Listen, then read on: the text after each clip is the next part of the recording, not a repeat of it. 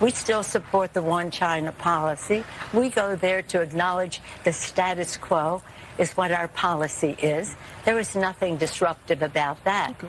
It was only about saying China is one of the freest societies in the world. Don't take it from me. That's from Freedom House. Let's it's talk a little bit. Democracy, courageous people, and it's just, I don't know why it is, except there's some commercial interests who would like to diminish the relationship. We still support the one China policy. We go there to acknowledge. What did you say? China is one of the freest societies. China is one of the freest societies. What did you say? Let's talk a little bit. Democracy. Spider sense start tingling. I love how the TV anchor tried to jump in my opinion, to save Nancy Pelosi. Nice try, but the words had already came out her mouth. They had already leaked out. If you want to know why it's MAGA versus the machine, why I've embraced the mantra of MAGA, I even have MAGA branded merch now. Link in the description. But seriously, it's because of people like Nancy Pelosi. They think you are so dumb that she can say, China, one of the freest countries in the world, ... and just keep on going like she didn't say it. China used the pandemic as an excuse to restrict people's travel. One glance is all that's needed to enter Zhengzhou's subway system. The city is the first in China to set up facial recognition gates in all of its underground stations. The government says it's about customer convenience. This is especially handy for people who carry a lot of heavy bags, or the people who don't have a cash or their smartphones have run out of battery. These problems could be solved by facial recognition. It is handy in those situations, not so much when you want to criticize Xi Jinping. Being used alongside infrared temperature scanners to help contain the spread of coronavirus. In the city of Hangzhou, a man was reprimanded after facial recognition cameras filmed him leaving his home before completing 2 weeks of self-quarantine. High-tech surveillance. China is one of the freest societies. So he was supposed to do quarantine at home. How the hell did they know he didn't do quarantine on home? I have no idea. They're just watching your ass at all times. He tried to go in the subway station and Price is Right fail horn. Self-quarantine. High-tech surveillance cameras allow authorities to access a citizen's travel history. Now, we'll be honest. He wasn't looking good, was he? He didn't look good. So maybe this was a good thing. I don't know. I'm not advocating for this type of loss of freedom.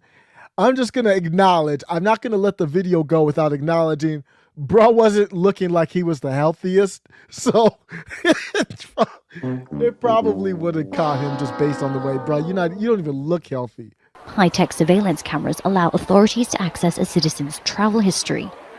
There are more of these in China than in any other country in the world. An estimated 350 million, roughly 1 for every 4 people. This is part of my daily routine in Beijing. All right, getting my temperature check. Mandatory testing for the city's 20 million plus residents. So I've got to show them my passport and they have to type it in every single time. Beijing halted almost all public activity for weeks over just a few dozen daily COVID cases. Non-essential stores have been shut down, including schools and gyms, and all in-restaurant dining is banned indefinitely. The capital recently reopened some venues like malls and parks with limited capacity, and visitors have to show proof of a recent COVID test. But still, the biggest crowds often appear to be parades of COVID workers, spraying disinfectant all over the streets. So it's green, I'm good to go in. I need this green code to enter any area in Beijing. If it turns red, then I could be stuck at home or sent to quarantine. Through these smartphone apps, authorities can carefully track the movements of virtually all of China's 1.4 billion people. Grocery shelves here fully stocked. Beijing officials clearly trying to show people that no matter how long this partial lockdown lasts for, people are going to be fed. Not like in Shanghai, where people... Well, you'll be fed until the supply chain or food runs out. Then you'll be locked up in your apartment, so you won't need to worry about how stocked the shelves are. Struggled to get enough food when they were locked down.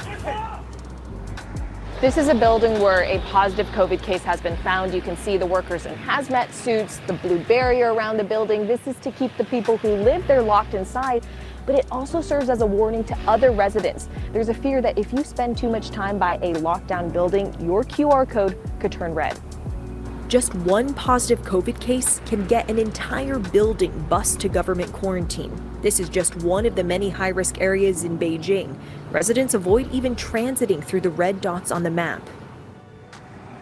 It's lunchtime in Beijing's most popular food district. Normally people here would be gathered, crowded shoulder to shoulder, but now it is essentially a ghost town. And even here, there are signs reminding people to avoid crowds and security guards on the loudspeakers telling people to distance themselves. But after more than 2 years of these on and off restrictions, people are getting frustrated. Every part of our days are tracked and surveilled. People are concerned that this control is here to stay long after COVID is gone. Notice she didn't interview any of the people who were concerned.